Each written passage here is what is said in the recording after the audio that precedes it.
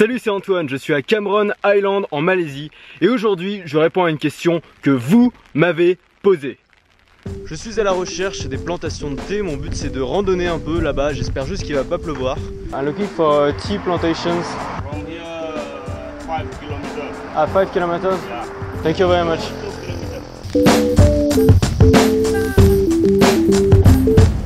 Excuse me, tea plantation, you know? Okay. Okay, and on the left. Okay. Yeah. Then, okay. Yeah. I take it. Tea plantation, this way? Go down. Up there. Okay, up there.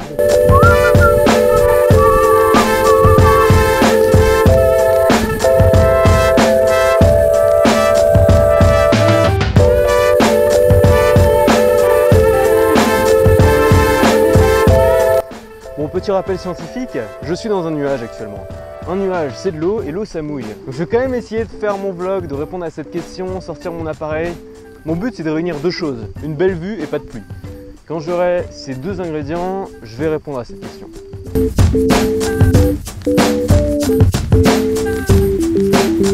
Ok, c'est parti, alors faut gérer la GoPro, le parapluie, l'appareil et l'iPhone pour poser la question, mais on va y arriver. Allez, j'ai confiance.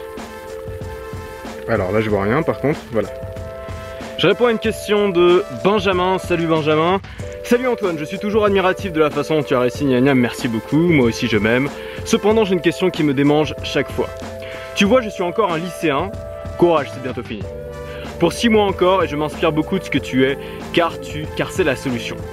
Mais parfois je suis obligé de perdre du temps dans mon lit sur internet devant la télé. Je mène des projets ambitieux et pourtant j'arrive pas à optimiser tout ce que je fais. Comment fais-tu pour vraiment mettre à profit ton temps et n'être jamais dans ton confort? J'ai vu ta vidéo sur la zone de confort, mais encore aujourd'hui je suis obligé d'y retourner. Écoute, c'est une question très bien posée déjà, bravo.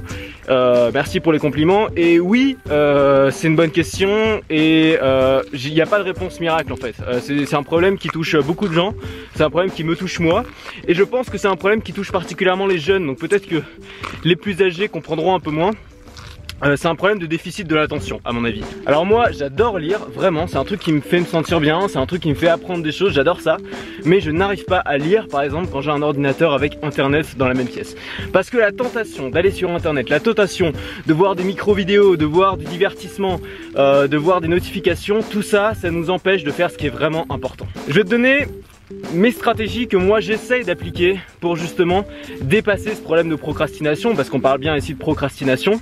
Alors la première chose à faire à mon avis, c'est de prendre conscience du problème, et là je te félicite puisque tu en as bien pris conscience. La grande majorité des gens ne vont jamais prendre conscience du fait qu'ils sont totalement accros à Facebook, aux réseaux sociaux, à toutes ces interruptions. Ils vont se donner des excuses. Ils vont se dire oui, je suis sur mon ordinateur toute la journée, mais j'ai besoin d'un ordinateur pour travailler. Les gens qui font le même boulot que moi, ils ont trouvé un super mot pour la procrastination sur internet, ils appellent ça la veille concurrentielle.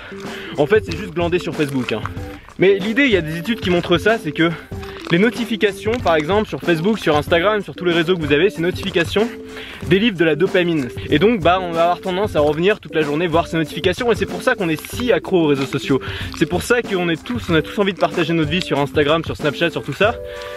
C'est pas forcément parce qu'on est plus égocentrique qu'avant, c'est juste parce que ces outils nous procure du plaisir tout simplement. Il y a des gens en haut qui doivent se demander ce que je fous avec mon parapluie. Le mec qui parle à son parapluie quoi, c'est génial. Donc la première chose à faire, c'est de prendre conscience du problème, parce que si on prend pas conscience du problème, si on se trouve systématiquement des excuses, on trouvera jamais de solution. Donc moi j'ai le même problème que toi, j'en ai tout à fait conscience aussi, et je cherche des solutions. L'avantage quand on est flemmard, comme moi et comme c'est sûrement ton cas aussi, c'est que on va choisir dans la vie les chemins les plus faciles pour atteindre nos objectifs.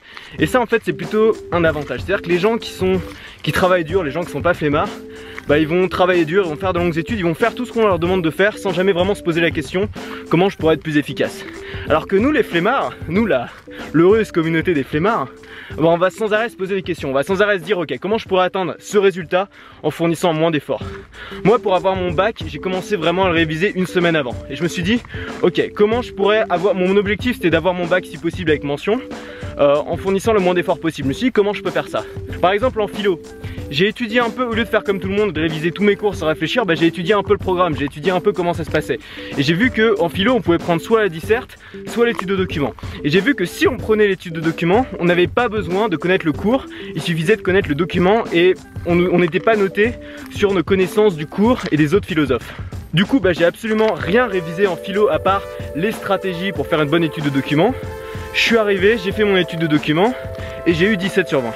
Tout ça pour vous dire que quand on est flemmard, on va toujours chercher des raccourcis. Et souvent, c'est les raccourcis qui mènent au succès et pas seulement travailler dur, contrairement à ce que vont dire beaucoup de gens. Il y a des gens qui ont travaillé dur toute leur vie qui n'ont jamais atteint le succès.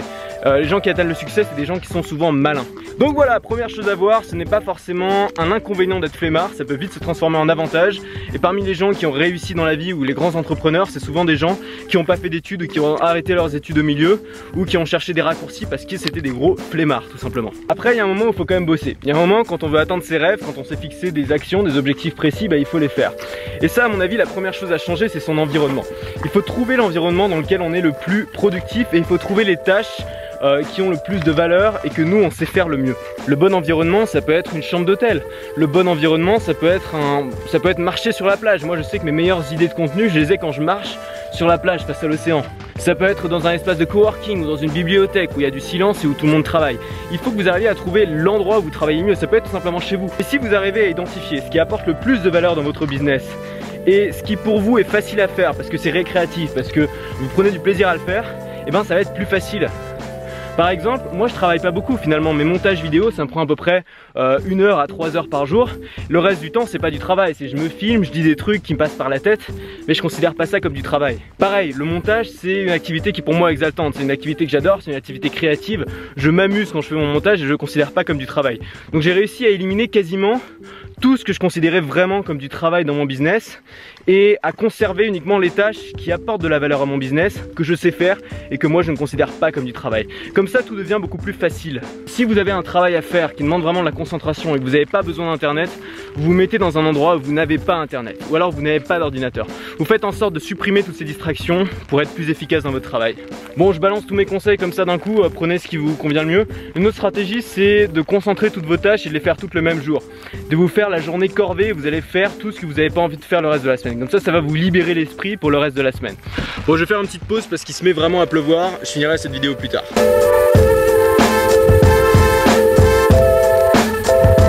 Voilà, pour conclure, Benjamin, t'es au lycée. Moi au lycée, je branlais rien. C'est normal, il faut pas t'en faire. Les parents vont me détester de dire ça, mais c'est la vérité. C'est-à-dire que moi on m'a toujours dit que je foutais rien, on m'a toujours dit que j'étais un mauvais élève. Et au final je m'en foutais parce que je savais que je voulais pas justement rentrer dans le moule. Et t'es pas flemmard, t'es flemmard aux yeux de la société, t'es flemmard aux yeux de l'école. Et ce qu'on fait à l'école, déjà ça ressemblera pas du tout à ce que tu vas faire plus tard dans ton travail. Et surtout si tu veux être entrepreneur, si tu veux faire ton business à toi, les meilleurs entrepreneurs que je connais, c'est des entrepreneurs qui n'ont pas fait d'études ou qui ont arrêté l'école ou qui étaient des cancres. Parce que c'est des mecs simplement qui rentraient pas dans le moule, qui pensaient différemment. Et ça, quand on veut être entrepreneur, c'est pas un défaut, c'est une qualité. Il faut garder en tête que la majorité a très souvent tort et que il faut pas laisser, c'est une phrase de Steve Jobs qui moi vraiment guide ma vie, il faut pas laisser le brouhaha extérieur étouffer votre voix intérieure. Si toi t'es flemmard dans certains trucs, ça veut pas dire que t'es un raté, ça veut peut-être dire que ce qui t'intéresse c'est autre chose, c'est une autre façon de penser, c'est une autre façon de travailler et ça tu vas sûrement le trouver plus tard. Il faut surtout regarder ce qui te passionne, ce qui t'intéresse aujourd'hui, ce qui te fait vibrer, les choses que tu fais sans que ce soit pénible, sans y penser, des choses que tu fais par plaisir. C'est là-dessus qu'il faut que tu te concentres si tu veux vraiment trouver ta voie. Maintenant, je suis pas en train de dire qu'il faut pas travailler, qu'il faut pas faire d'études. Les études, ça permet d'avoir un filet de sécurité. Moi, même si clairement j'étais pas un bon élève, j'ai quand même fait en sorte d'avoir mon bac, j'ai quand même fait en sorte d'avoir un minimum d'études, d'avoir un minimum de bagages, histoire de pas être largué si un jour j'allais avoir besoin d'avoir un boulot traditionnel et puis d'avoir un minimum de culture générale quand même. Les gens vous jugent énormément là-dessus en société, il faut avoir la culture générale. Donc je suis pas du tout en train de dire qu'il faut pas faire d'études, je suis en train de dire qu'il faut pas se lamenter si on est flemmard, que c'est pas forcément un défaut et que quand on veut devenir entrepreneur, ça devient même une qualité. À condition de se poser pour réfléchir, d'identifier ce qu'on sait faire, d'identifier ses passions, d'identifier ce dans quoi on est bon, ce dans quoi on sait travailler et de se donner les moyens de pouvoir le faire. Mais ça veut absolument pas dire travailler 40 heures par semaine. C'est un mythe. Les meilleurs entrepreneurs, c'est pas ceux qui travaillent beaucoup, c'est ceux qui travaillent efficacement. Il y a un mec qui peut passer sa journée à répondre à des mails et qui va absolument pas faire avancer le schmilblick. Il y a un autre en attendant qui va vraiment apporter de la valeur à son entreprise. Il y en a un qui aura travaillé 10 heures dans la journée, un autre qui aura travaillé 2 heures, mais celui qui aura travaillé 2 heures aura apporté beaucoup plus de valeur que le premier.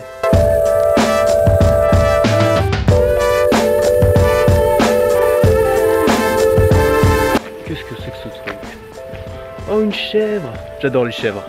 Oula! Oh la vache, il y a le mâle chèvre là. Le truc, c'est une vache quoi. Tu es magnifique ma chérie. Je comprends pas parce que j'ai monté pendant tout l'aller, pendant 5 km, j'ai fait que de la montée. Et là je reviens et c'est que de la montée aussi. Il y a une faille spatio-temporelle là. Bring Shang. Yep. To the, Yeah, this way? to the hill or to the village. Ah, no, to the village. Oh no, the village you have to go. Ah, down. ok. Ok. But it's about 10 kilometers. Ah. Ok. Bon, ça fait 1h30 que je marche sur cette route et en fait c'était à l'opposé. Donc pour finir, je vais te donner un conseil très concret pour atteindre tes objectifs.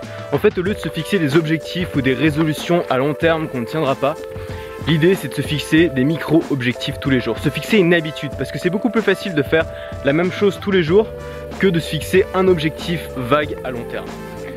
Moi, je suis comme toi, je suis flemmard. Si j'arrive à faire une vidéo tous les jours, c'est uniquement parce que je me suis fixé, je me suis dit tous les jours tu feras une vidéo, quoi qu'il arrive, même si t'es fatigué, même si t'as pas envie. Et en faisant un petit peu par jour, ça me permet sur le long terme finalement d'acquérir une grosse audience et d'atteindre mes objectifs.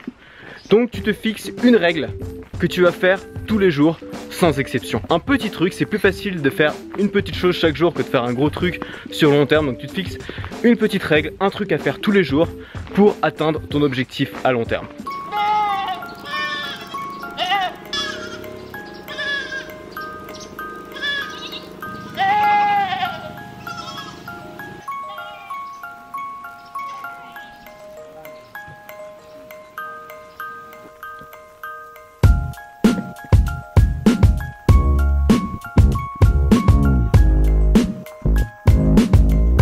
Les gens sont super sympas ici. J'étais en train de prendre une photo, il y a carrément une voiture qui s'est arrêtée pendant genre 30 secondes pour me laisser prendre ma photo. J'avais même pas remarqué. Le mec me fait c'est bon? Je fais ok. C'est trop cool quoi. Alors qu'est-ce que tu fais? J'ai trop peur. Restez libre, restez ouvert, restez audacieux. C'est n'importe quoi.